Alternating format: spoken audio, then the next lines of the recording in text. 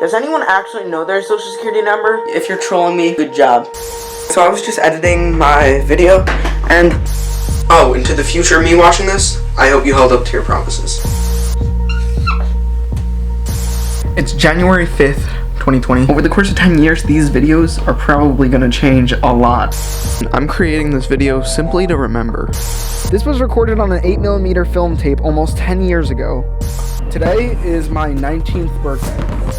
Create this little video message time capsule to my future self. There's a quote I heard recently, which is your internal identity lags about 2 years behind your external reality. 100%. 100%. And yeah.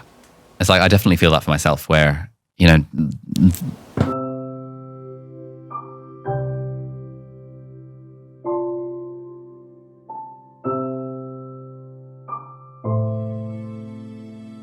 Have you ever picked up a hobby that didn't meet your expectations?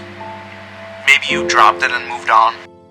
In 2020, I made a promise to myself to document and film every day of my life in hopes that I could generate enough videos to become another vlogger. And while I was only 16 having this goal, I've kept up with that same ambition, but I have a much different motive and mindset than I did 8 years ago coming into all this. Money and attention? Yeah, I'll take it. It's not something I desire anymore.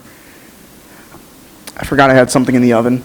I made this video about the sunk cost fallacy, where the more time you spend on something, the harder it is to let go of. Relationships with people, physical things, projects that you put time into. And I mentioned how the point I'm at now is not what I initially signed up for. Not that I should owe or promise my past self anything at this point, because I'm way smarter than who I was a year ago, and much smarter than the 16-year-old kid who wanted to start all of this.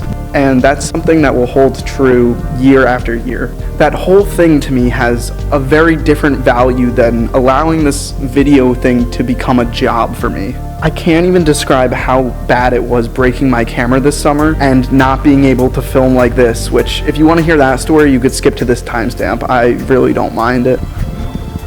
My channel has become an ongoing journal of what I've learned, so I want to just talk about a few pointers for people stumbling across this diary entry. Gen Z and millennials grew up in a very dense time, and that's not to make this a my generation had it the hardest conversation, because not only is that far from true, but it's just very confusing, and you can't blame me for that. The rise of the internet, the crash of 2008, the pandemic, you know, the thing that got me making how to make a mask school video projects before there were even enough masks to go out to the public. March 2020, crazy time. It's why I had the mindset of monetizing this whole video thing coming into it. It's why all these social media apps are super appealing. Everyone sees people their age, you know, It feels like the lottery of quantity, but it's a roller coaster of both failing and exceeding expectations you may have. Last semester, I tried a lot of different things, desperately trying to grow my channel, throwing a lot at the wall to see what sticks. Storytelling, vlogs, bits of random things that I found interesting in my life. I also tried Man on the Street because they're popular, they're fun, I'm pretty flexible with what I can do in them, and I got to have friends in my videos. Even just smashing a printer for the hell of it. That's your fault. But now I'm trying to fit my channel theme of personal growth into each of these videos, even if it's something small. When I realized that this type of thumbnail doesn't fit the same audience as, say, this video, which is newer, I realized that I'd much rather be hitting the right audience of fewer people than a broader audience of people who don't get it or just don't care for it. Special thanks to you for not clicking off when you didn't see the Mr. Beast intro that goes, I filmed every day of my life for 3 years, and at the very end of last semester, I broke this camera, and I couldn't just break the promise of not filming every day of my life, so that's where this bad boy comes in. The camera from 2016 Bloomfilms. First try! Woo! This guy and his little brother. This little small camcorder gave me something easy to just throw in my pocket to capture like a candid moment with my friends, which would have been a whole thing to take out this camera, set it up, and then it's not like pulling out your phone and recording. Hey, so just something I wanted to throw in while editing this was that I put the idea of this project into ChatGPT and had it explain it in a way that I could have it be a digestible idea to a kid. And I think the way it explained it was actually really sweet. So you know how sometimes we like to take videos when we're doing a birthday party or a fun day at a park? Well, I've talked about how we don't always need to film everything we do, and I still believe that's true. But sometimes I like to record really special moments that I could use in videos later, like a secret message to myself in the future. It's like a fun way to make me feel like I'm in control, even when things are changing around me.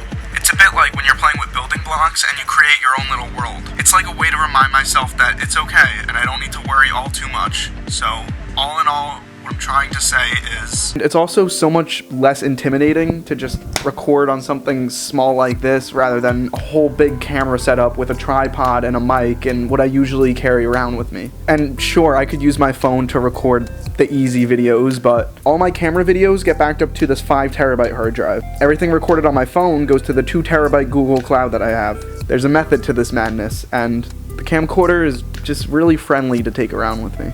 And when I was forced to use this camera as a substitute over the summer, I finally came to the realization that I was doing this for me once again, rather than the goal of monetizing my everyday life, which was my initial goal of this everyday project going in. And ironically, it took breaking my big camera to feel like this again. Wish it didn't, but, you know. So for the entirety of the summer, I was using this camera up until the last 2 weeks when I finally got my big camera fixed, and I'll let Michael from the past here explain that one. My camera's in the middle of the street right now. This is a video that I've been wanting to just get all summer, and there's not even much to it. This guy, I'm gonna look like a dumbass because that guy almost just hit my camera. But I've been wanting to get the shot for almost the entirety of the summer, but while my camera was in repair, I couldn't do anything about it. It doesn't even need to be perfect at this point. I just needed to do it for me.